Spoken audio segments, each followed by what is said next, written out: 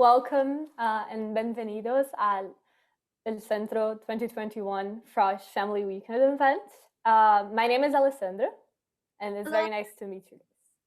Hello, everyone. Bienvenido. My name is Jessica, and I'm also a Frosh liaison for Stanford's Centro Chicano y Latino. So before we begin, we would like to introduce ourselves to you all. I'm a prospective mathematics major, and I'm also very passionate about Latin American literature. Still not sure what this means in terms of majors and minors. And last quarter, I did remote from Brazil, which helped me a lot be with my sisters a little more and appreciate home. And now I'm on campus.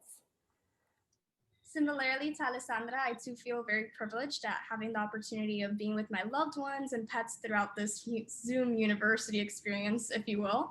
It also doesn't hurt that I'm being from Miami, Florida. I have access to café con leche y croquetas anytime, any day. I am a prospective chemistry major on the pre-med track, and I'm currently still doing remote learning. Although this year's family event seems like a bit different than the previous years, our community that's love and support is present always, even through the virtual Zoom atmosphere. So today's event will allow you like a sneak peek into the life as a Stanford student. Without further ado, we would like to introduce our first speaker, Santino Ramos. Hello, everybody. My name's Santino. I'm from Palm Beach, Florida, and I'm a prospective MCS major. What else? My family's from Peru, so and I'm currently on campus as well. Santino, could you tell us a bit about your experience as a Frosh and your experience with Latinidad in Stanford as a Frosh has been so far? Yeah, it's been great. I found there's quite a few Latinos on campus, as well as Casa Zapata has a lot of Latinos as well. I don't live there currently, but I'm definitely considering picking that as one of my dorms in the future, just for community, being around people. I do miss Florida, and but overall, I feel like it's been a really accepting community, and there's definitely a lot of resources and other things available for us. So. Would you mind mentioning just a little bit more about some of the kind of like what your day-to-day has been looking like so far with on campus? Yeah, so I have a pretty fixed routine. I get up early, drink coffee, I go to my classes. I have study groups with people that are in my household, so we usually get together and do work.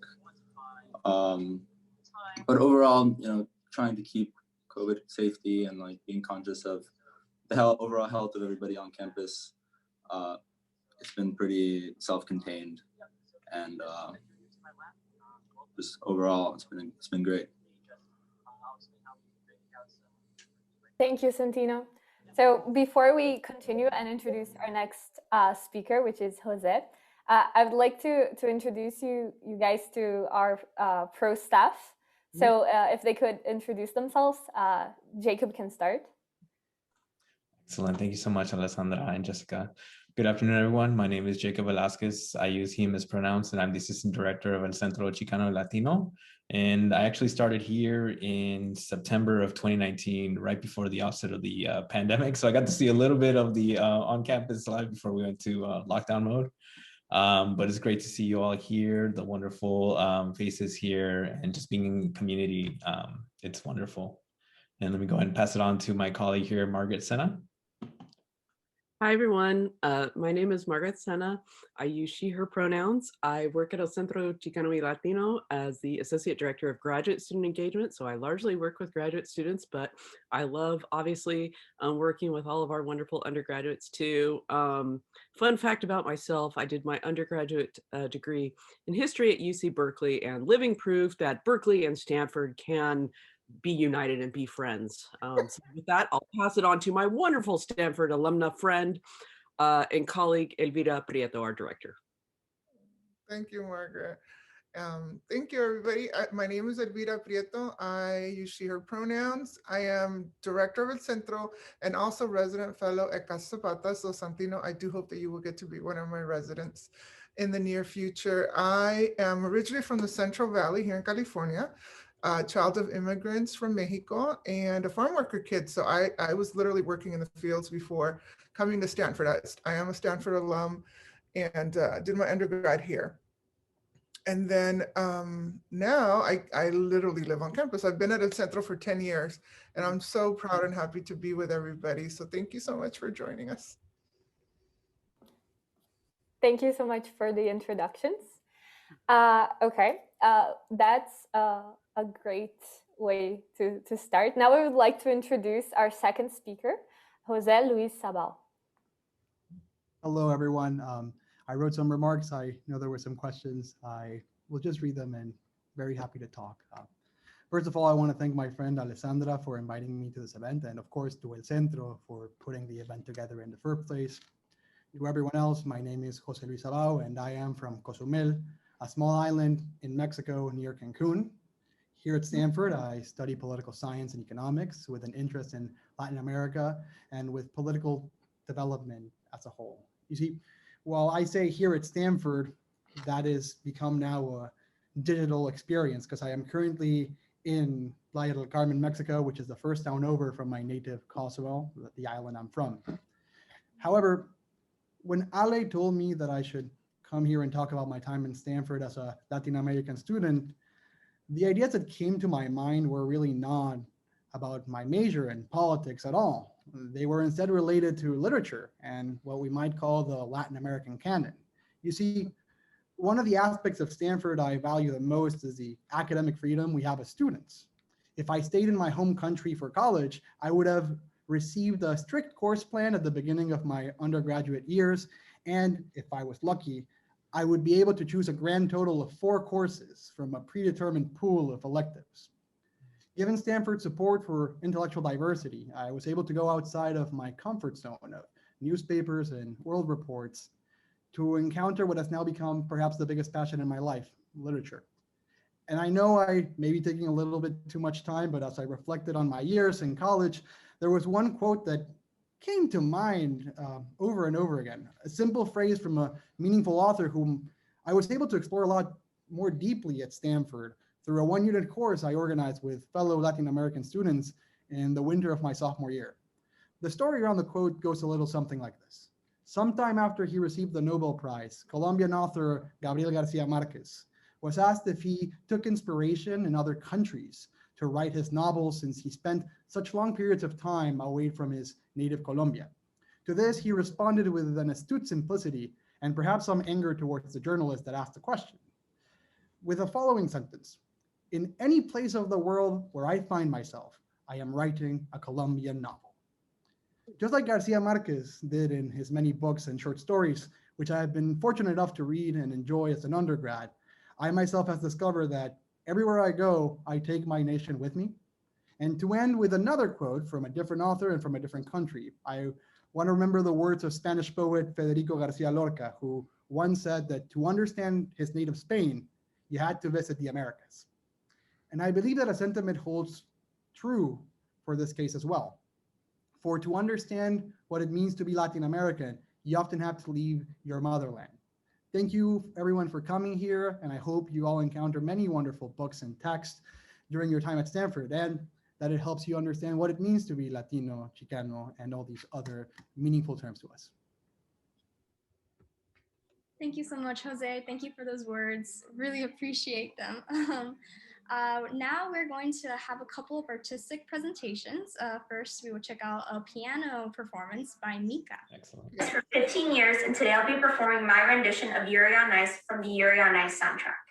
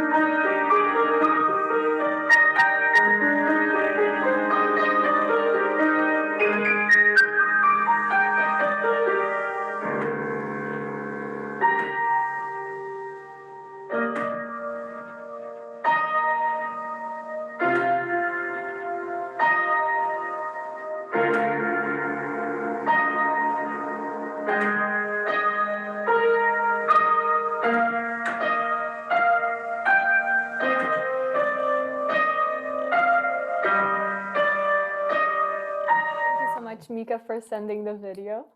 Now we're gonna pass the word to our beloved Elvira Pietro, who is an incredible writer, and she's gonna read some of her poetry to us now. Thank you, Alessandra. Thank you, everybody. So, one of the things that I think is really important about our comunidad and our centro is that it's a place where we all get to be ourselves. We get to bring our wholeness of spirit, of intellect, body, and just be in comunidad, right? And hold space and share stories. And so for me, writing is such a beautiful way of connecting because it is about sharing our stories and then creating our stories together. So I'm going to read a couple of poems in English and in Spanish because I do have some translation. And then the last one is just in English, okay? And so this first one it's from my book, the beginning of the chapter, and this is just about writing and why it's meaningful to me. So it's titled I Write. I write because I live and love and hope to heal all wounds. I write because it hurts to carry generations of suffering in my skin. I write because it helps me shed sorrow, layers of memory I want to discard. I write because it is an act of courage to look in the mirror, see yourself naked, and find the compassion to touch every sore. I write to share my truths because they are not just my own. I write to hear my voice. I write to forgive. I write because I hope. I write because I love. I write because I live. I live and love and hope because I write. Escribo. Escribo porque vivo y amo y tengo esperanza de curar viejas heridas. Escribo porque me duele cargar con generaciones de sufrimiento en la piel. Escribo porque me ayuda a descartar tristezas, telas de memoria que quiero desechar. Escribo porque es un acto de valentía, mirar en el espejo, verte desnuda y encontrar la compasión para tocar cada llaga. Escribo para compartir mis verdades, porque no solo son mías. Escribo para oír mi voz, escribo para perdonar, escribo porque tengo esperanza, escribo porque amo, escribo porque vivo, vivo y amo y tengo esperanza porque escribo.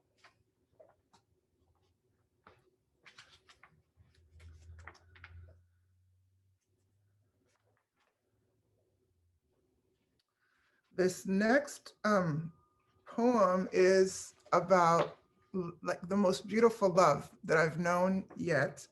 And it's my dog, Luna, who is also part of our comunidad and who thinks of herself as the queen of El Centro.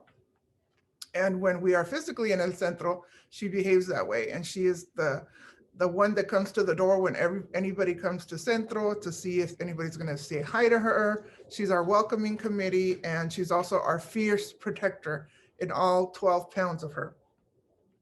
So this poem is called Luna. My heart was bruised and battered, tissue scarred with broken glass, and shards of memory cloaked in shadows and nightmares. I will never love again, I thought, letting every vestige of hope and light dissolve into the walls of my armor. Lost in a forest of darkness, I floundered and strained in deepest pools of blue and gray until I looked into my soul and asked for help. From all that is, all that was, all that ever will be. In that moment, as if waiting to be called, the moonlight entered and rose before my eyes, her light soft and warm against the cold night sky. She picked me, that silly moon. She jumped into my lap and pranced her way into my soul. Finally, I became undone by infinite flurries of warm sandpaper kisses and joy, exploding in boundless energy from a tiny body of smooth velvet in black and white. The shell around my heart cracked and splintered, melted into gooey mushiness. The moonlight broke through with her brilliance of beauty without words. She brought me back to life and into love. Thank you.